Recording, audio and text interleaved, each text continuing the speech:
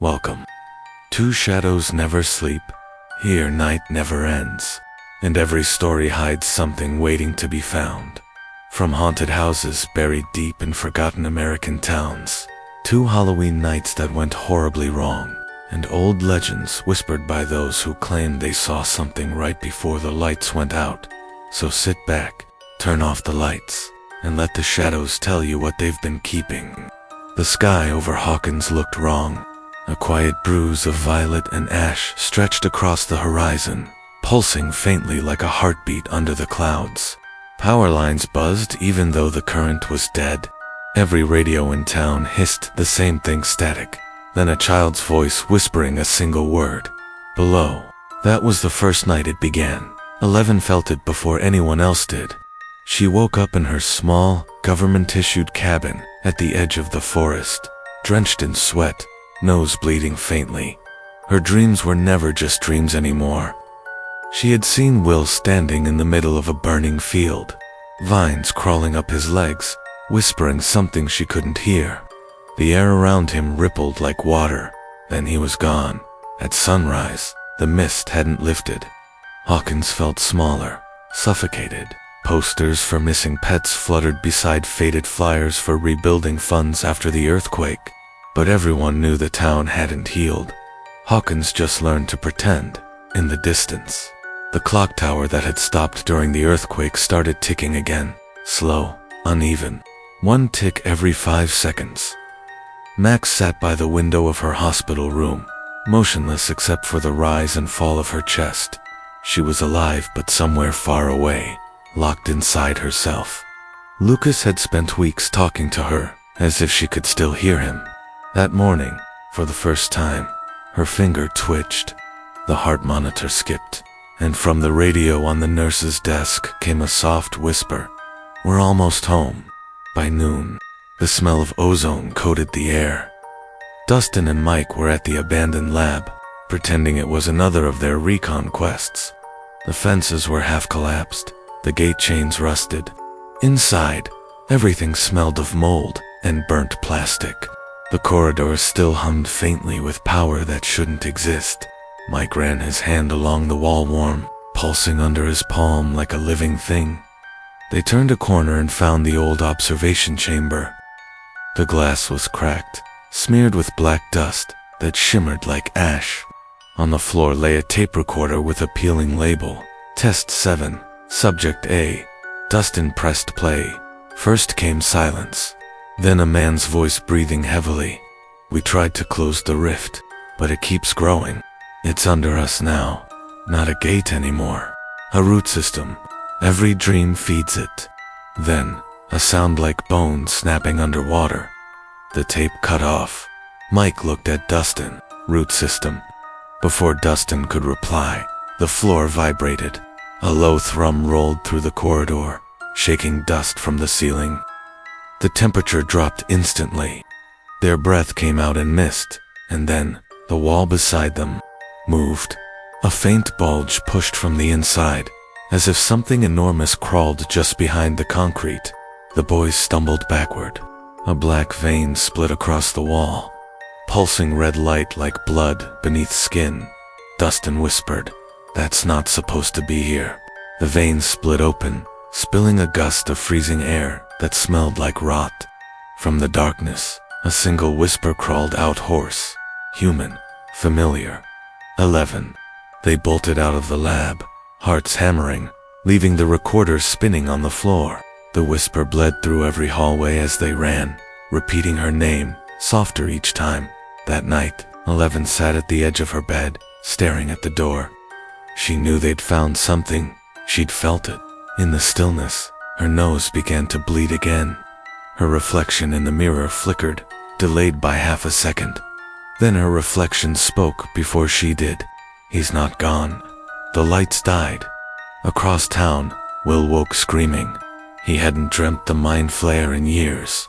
But tonight, it stood in the corner of his room, its limbs bending wrong, its eyes like voids. Except it wasn't the same creature. It wore his face. The next morning, the radio stations stopped broadcasting. Static filled every channel. The same voice whispered through all of them, "Children," laughing faintly under the noise. Joy smashed the radio in panic. Jonathan tried to comfort her, but when he looked at the broken pieces, the fragments still hummed, rearranging themselves into a single pattern of Morse code. BELOW. By evening, Hawkins had changed again. Streetlights blinked in sequence, like signals. Stray dogs barked at invisible shapes, and under the high school gym floor, black vines crept upward between the cracks. Steve Harrington led a flashlight group through the outskirts, Dustin, Mike, Robin, and Nancy following. They traced the pulsing roots that glowed faintly in the dirt. When they reached the field outside the woods, the earth sank beneath them like wet clay. A vast circular depression, perfectly smooth, like something had sucked the ground from below. Nancy lifted her camera. "Jesus," Steve whispered. "This is where it's coming from." The light caught something at the center, a clock face, half buried in soil, ticking backwards. Dustin's voice trembled. "That's Vecna's clock." But it was destroyed. As they watched, the minute hand reversed itself, then stopped.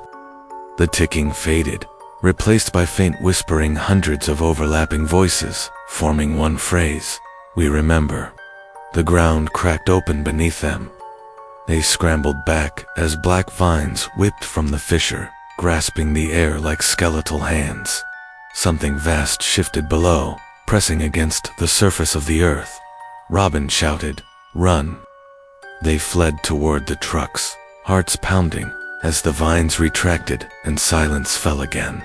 Only one thing remained, the clock still ticking backward, faintly glowing red from within. That night, lightning crawled across a clear sky. The static returned to every phone and speaker in Hawkins. One by one, lights flickered out until the entire town lay under a strange, breathing darkness. At 3 a.m., Max's heart monitor flatlined for 3 full seconds before returning. Her eyes opened. She stared at the ceiling, lips trembling. The nurse called for help, but Max whispered first. "He's under us now." And in the forest beyond Hawkins, the soil began to rise slowly, rhythmically, like something massive was breathing below. 11 stood alone at the tree line, wind tearing at her hair.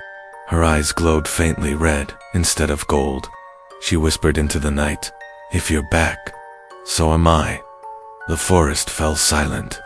Then, from beneath her feet, came the faint tick of the clock, and the world exhaled, and the world exhaled. The wind that night didn't sound like wind. It howled in broken rhythms, like 1,000 whispers echoing from underground. Hawkins was breathing again, but not like a town. Like something alive. 11 stood at the edge of the forest where the soil still moved under her boots, rising and falling as if something huge exhaled beneath.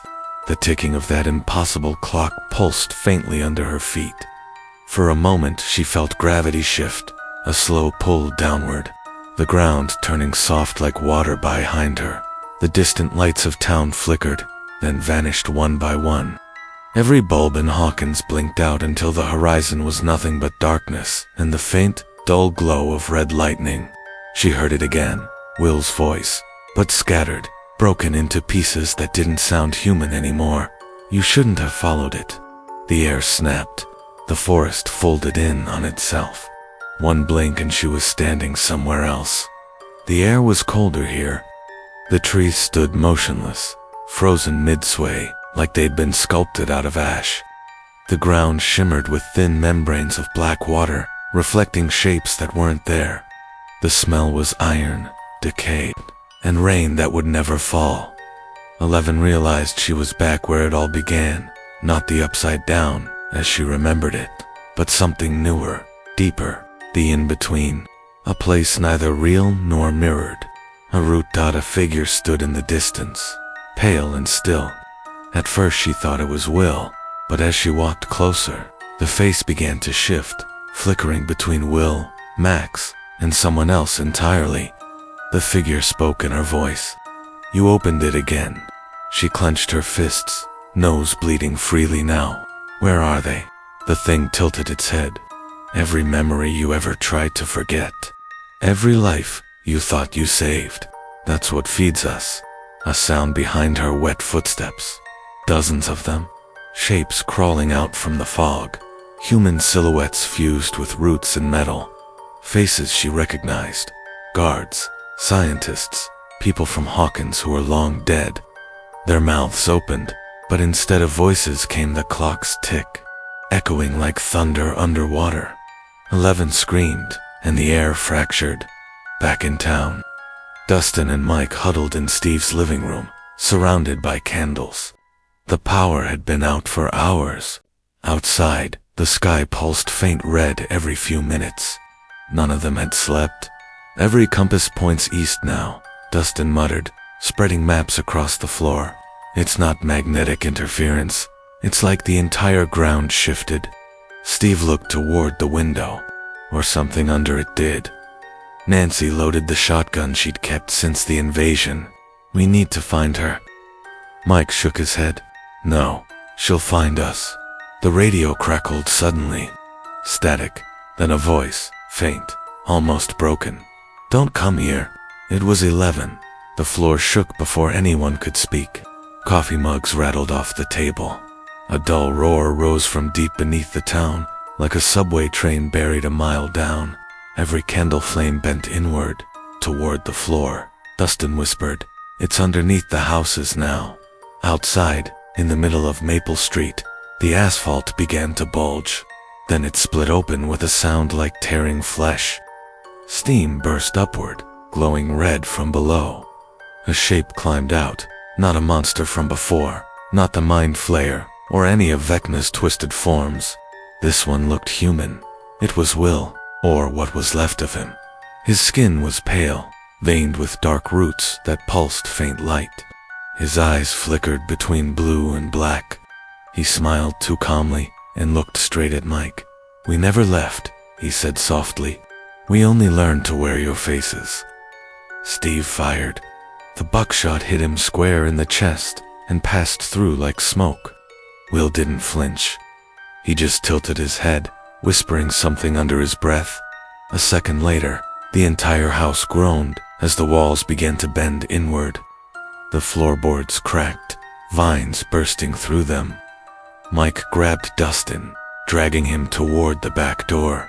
Robin screamed as something grabbed her ankle, a black vine that burned cold to the touch.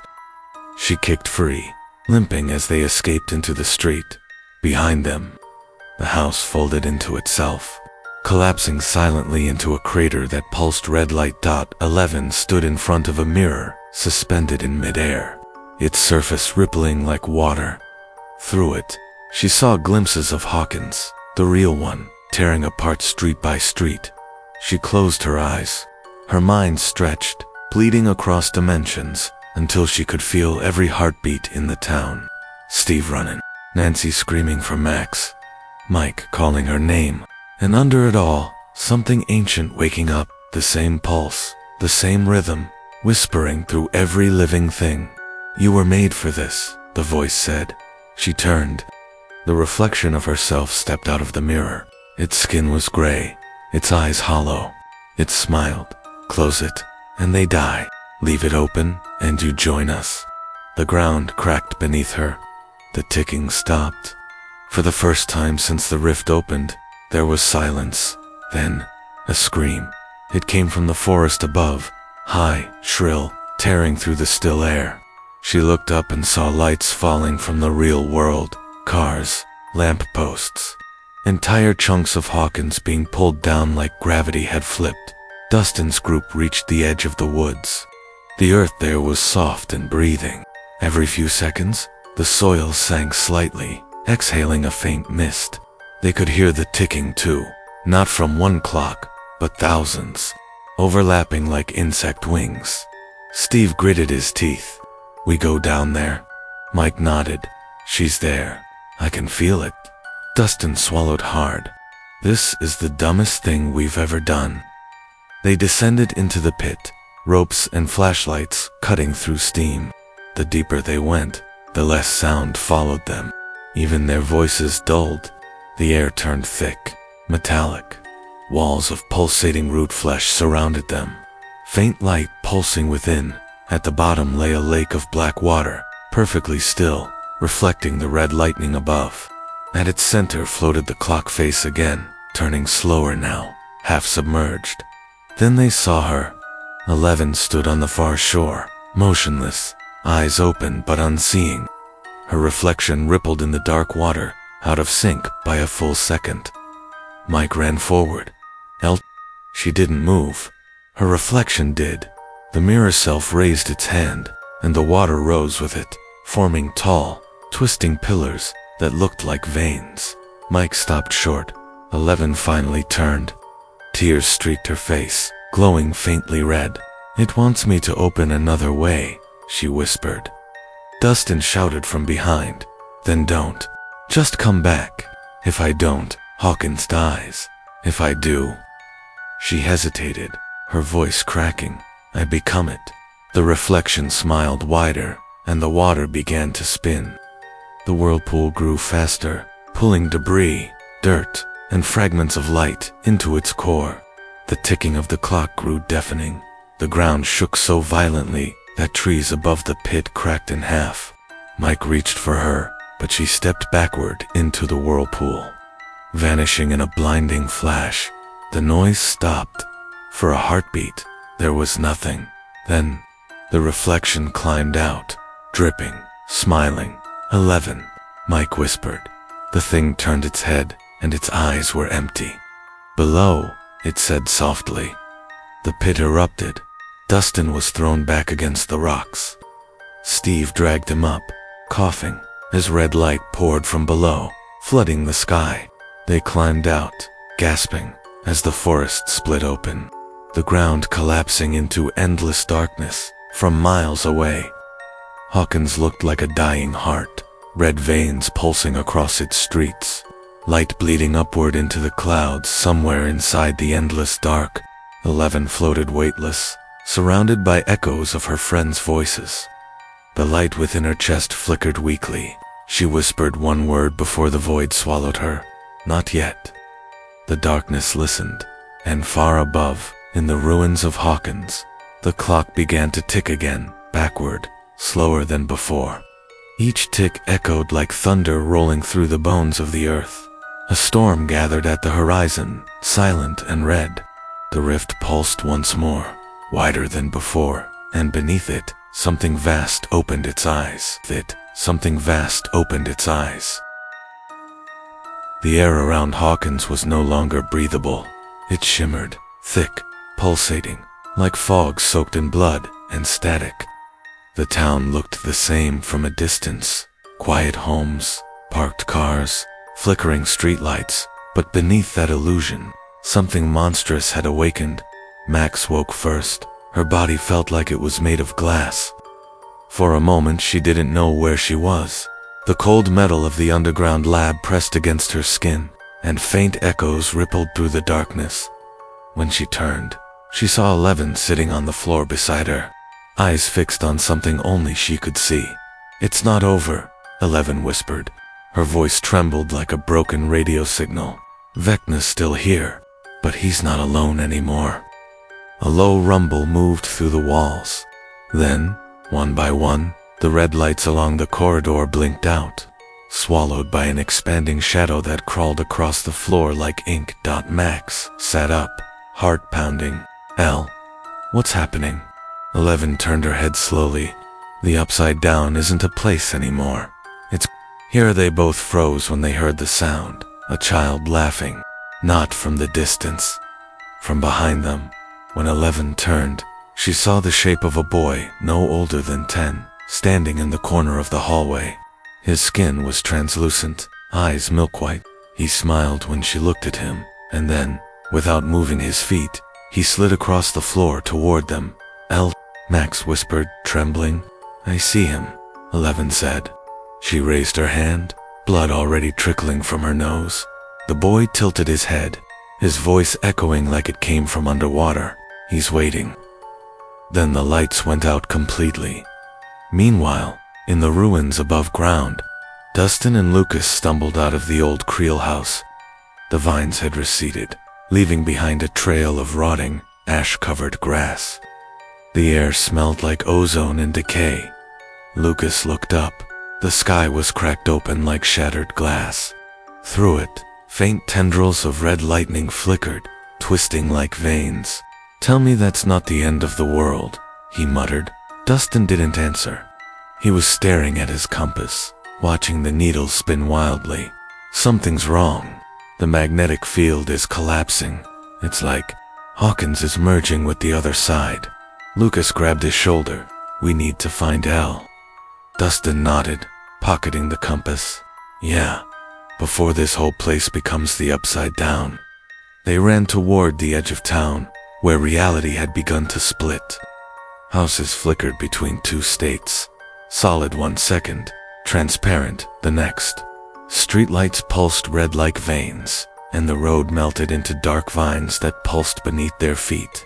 Every sound was warped. The distant barking of dogs sounded reversed. Human voices echoed backward, and in the distance, something massive was moving beneath the earth. 11 and Max reached the elevator that led up to the surface. Every few seconds, the metal walls would warp, showing flashes of the other side, decayed bones hanging from ceilings, red fog rolling through endless tunnels, and the silhouette of a creature so enormous it made the Mind Flayer look small. "Elle." Max's voice shook. "If this is what Vecna wanted, it's not just Vecna anymore," 11 said. She touched the metal door, closing her eyes. "Something else is here. Something older." He found a way to open the rift all the way through time. The elevator doors groaned, scraping open. A rush of cold air hit them, thick with dust and ash. Hawkins was unrecognizable. Buildings floated in fragments above the ground, pieces of debris orbiting around invisible points of gravity. The sky flickered between red and gray, sometimes showing constellations that didn't belong to Earth. And standing in the middle of it all was Will. He wasn't the same boy they remembered. His eyes glowed faintly blue, and shadows crawled beneath his skin like living veins. "Will," Max called. He turned toward them slowly, his voice hollow. "He's inside me." 11 stepped forward. "No, I can pull him out." But when she reached out with her mind, something pushed back, a pressure so immense it made her scream. Her ears rang, blood streaming from her eyes. In that instant, she saw flashes. Vecna, bound in the dark, whispering to something beyond the void. A towering being made of lightless tendrils, a face that wasn't human, speaking in a language that made her bones ache. The words were not meant for her. But she understood. Return. Dustin and Lucas arrived moments later. When they saw Will, they froze.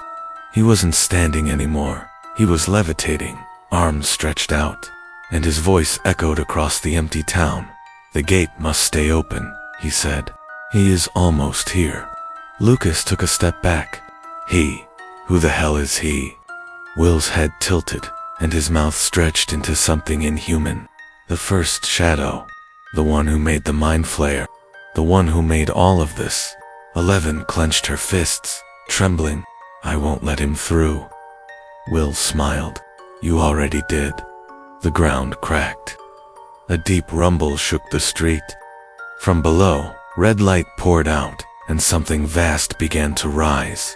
Vines the size of buildings erupted from the earth, twisting into the sky. A single, massive eye opened at the center of town, staring down at them with infinite malice.